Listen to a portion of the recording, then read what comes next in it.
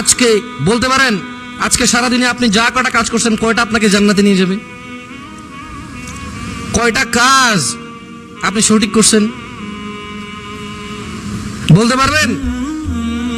আজকের দিনে আপনি যদি বিল গেটসকে জিজ্ঞেস করেন তোমার কত টাকা ইনকাম, সে বলতে পারবে, কারণ এটা তার আয়, এটা তার কি। এই যে মার্ক জুকারবার্গ ফেসবুকের মালিক, ওরা যদি জিজ্ঞেস করেন আজকের দিনে তোমার ইনকাম কি, সে ল্যাপটপ বাইর করবে বলে দেবে কত ইনকাম হয়েছে আমার, কারণ এটা তার ইনকাম, উপার্জন। এটা কি তার উপার্জন। আমাদের ভালো কাজ কি আমাদের উপার্জন না? আমাদের ভালো কাজ কি আমাদের উপার্জন না? কিসের উপার্জন? ওপারের উপার্জন, আখিরাতের উপার্জন। আপনি কেন তাহলে বলতে পারতেছেন আজকে কটা ভালো কাজ করছেন? তার মানে ইউ ডিডন্ট আর্ন এনিথিং, আপনি কিছুই উপার্জন করেননি, দ্যাটস ওয়াই সারাদিন বেকার কাজ করেছেন। নো, আপনি ভুল বলতেছেন। আপনি যে ঘরে আজকে ভাতের ব্যবস্থা করেছেন সেটা আপনার ইবাদত ছিল, বাট আপনি কখনো এটাকে ইবাদত হিসেবে নেন নাই, এই জন্য আপনার নেকি হবে না।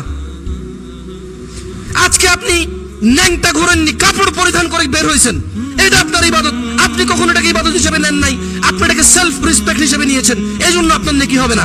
বাট আপনি যদি মনে করতেন আমি সতর ঢেকেছি, আমি এটা রাসূলুল্লাহ সাল্লাল্লাহু আলাইহি ওয়াসাল্লাম বলছে সতর ঢাকতে, সতর খোলা রেখে যাওয়া যাবে না, তাই আমি সতর ঢেকেছি, আপনার এটা নেকি হইতো। আপনি যদি মনে করতেন আমি কাউকে দেখে সালাম দিয়েছি, এটা আমার ইবাদত, এভাবে যদি আপনি মনে করতেন তাহলে আপনার নেকি হইতো। আপনি মনে করতেছেন উনি মুরব্বুরাকে সালাম দিতে হয়, ঠিক সেজন্য আপনি পাশের ছোট ছেলেকে সালাম দেন নাই। আপনি সালামকে তো ইবাদত মনে করেন না, মনে করেন মুরব্বী ওনাকে দিতে হবে, সামনে যে ছোট আছে ওকে দিতে হবে না। ইবাদতে আবার মুরব্বী ছোট আছে নাকি? ইবাদতে আল্লাহর কাছে সবাই আল্লাহর বান্দা, ছোট কি আবার? সবাই আল্লাহ একদিনে বানাইছে, আমরা সবাই লাউহে মাহফুজে আছি, সম্পর্কে কেউ বাপ কেউ ছেলে হবো, ওই হিসেবে একটা মান সম্মান, একটা তারতিব আল্লাহ করছে, একটা সিস্টেম আল্লাহ তৈরি করছে, ওভাবে আমরা চলবো ইনশাআল্লাহ, এতে কোনো দোষের কিছু নাই, আর এইভাবেই চলতে হবে। কিন্তু ইবাদত করার ক্ষেত্রে কেউ ছোট কেউ বড় না। আচ্ছা, ছোট ছেলে 2 রাকাত নামাজ পড়লে ওর নেকি কম হবে, আমি 2 রাকাত পড়লে আমার নেকি বেশি হবে, এরকম কিছু মনে রাখবেন। ইবাদতের ক্ষেত্রে, সালাতের ক্ষেত্রে শুধু মক্কা আর মদিনা এই 2 জায়গায় আলাদা নেকি আছে। কি নেকি আছে? আলাদা। এছাড়া কালো, সুন্দর, খাটো, লম্বা, মহিলা, পুরুষ, হিজড়া, সুস্থ, অসুস্থ, সবার সালাত সেম। ইবাদত সবার জন্য সেম। আপনি আজকে আপনার আম্মাকে কি আজে বাজে গালমন্দ করেছেন? আপনি আজকে জেনা করেছেন, মদ খেয়েছেন, গাঁজা খেয়েছেন, আজকে আপনি সিনেমা দেখেছেন, আজকে আপনি কাউকে আল্লাহর বিরুদ্ধে কোনো কাজ করতে বলেছেন, রাসূলের বিরুদ্ধে কোনো কাজ করতে বলেছেন, এগুলো ইবাদত। এগুলো কি ইবাদত? কি জানেন? আপনি প্রত্যেক ওই কাজ যেটা গুনাহ করা যায় অথচ আপনি করেননি, সেটাই ইবাদত। প্রত্যেক ওই কাজ যেটা করা হালাল আপনি আজকে সারাদিন করছেন, এগুলো সব কি ইবাদত।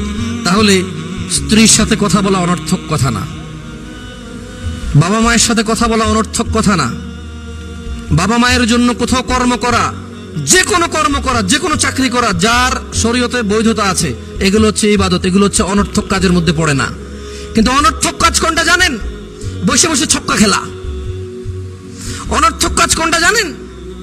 এখানে মহিলারা স্কুলে যায়, মেয়েরা স্কুলে যায়, বসে বসে মাছা বানাচ্ছেন কারণ বসতে হবে এই জায়গায়, এগুলো হচ্ছে অনর্থক কাজ। অনর্থক কাজ কোনটা জানেন? চায়ের দোকানে বসে আছেন, চায়ের দোকানকে আপনি বলতেছেন যে ক্যারাম যদি আনিস তো 2টা কাস্টমার বাড়বে রে, এই অনর্থক কাজের উপদেশ দিলেন। এই ধরনের সবগুলো কাজ অনর্থক। আর অনর্থক কথাবার্তা তো আর ব্যাখ্যা দিলাম না আমি, মানে আমরা কয়টা কথাই বলি যেটা আল্লাহ খুশি হয়। আচ্ছা, আস্তাগফিরুল্লাহ এর অর্থ হচ্ছে আল্লাহ আমাকে ক্ষমা করো, এটা কি কথার মধ্যে পড়ে নাকি কথার মধ্যে পড়ে না? কথার মধ্যে পড়ে। আমি যদি বাংলাতে বলি আল্লাহ আপনি আমাকে ক্ষমা করেন, তাহলে আমি কাউকে ডাকছি, যেমন ওয়াসি ভাই, শাহেদ ভাই, আমি তেমন আর কারোর নাম জানি না, আব্দুল্লাহ, আমর, হুরায়রা, আমি ডাকতেছি কাউকে, তো আমি কাউকে ডাকতেছি মানে ওর সাথে কথা বলতেছি না। আমি বললাম যে একটু আমি ভাই সাহেবকে বললাম যে ভাই একটা মাল্টিফ্ল্যাগ নিয়ে আসেন, আমি কথা বলছি না, কথা বলি নাই, তো আমি আল্লাহকে বললাম আস্তাগফিরুল্লাহ আল্লাহ আপনি আমাকে ক্ষমা করেন, সুবহানাল্লাহ আল্লাহ আপনি পবিত্র, আলহামদুলিল্লাহ আল্লাহ প্রশংসা আপনার, আল্লাহু আকবার আল্লাহ আপনি মহান, লা ইলাহা ইল্লাল্লাহ আল্লাহ আপনি ছাড়া ইলাহ নাই। এগুলো কি কথা না? এইভাবে আমরা ভালো কথা বলতে পারি সবসময়। আর প্রত্যেক ওই জিনিস যেটা গুনাহ না, এগুলো বলা হচ্ছে ভালো কথা, অনর্থক কথার মধ্যে পড়ে না। অনর্থক কথা হচ্ছে যেটা মানুষের দুনিয়াতেও কল্যাণ নাই, আখিরাতেও, সেটাই কি কথা। আর এইসব কথাবার্তা যারা বলে না, এটা হচ্ছে মুমিনের দ্বিতীয় গুণ। সফল কাম মুমিনের দ্বিতীয় গুণ কি? সে অনর্থক কথা এবং কাজ থেকে নিজেকে কি রাখে? বিরত রাখে।